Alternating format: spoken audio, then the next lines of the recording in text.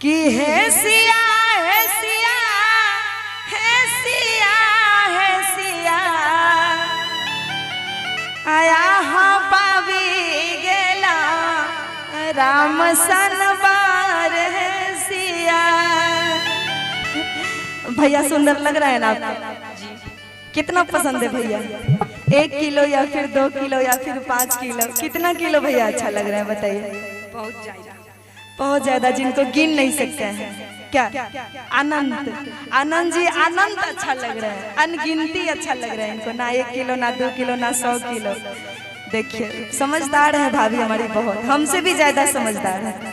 हम तो सोचे थे बोलेगी 5 किलो तक जा सकते थे, लेकिन अनंत बोल दी। जिनको गिन नहीं सकते उतना सुंदर लग रहा है।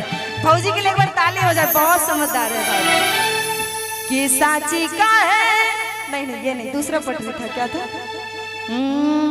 कि है सिया है सिया है सिया है सिया। अच्छा ये सोना का हार भैया दिया, भैया या फिर आपका पापा? भैया दिए हैं, देख रहे हैं ना? भैया दिए हैं, पापा ने, पापा भी दिए होंगे तो, लेकिन भैया का बड़ाई कर रहे हैं अभी से। बहुत हमारी भाभी तेज है, ऐसा ही रहना चाहिए।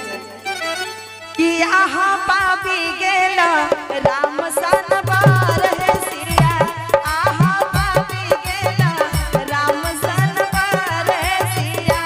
है सिया है सिया है सिया है सिया।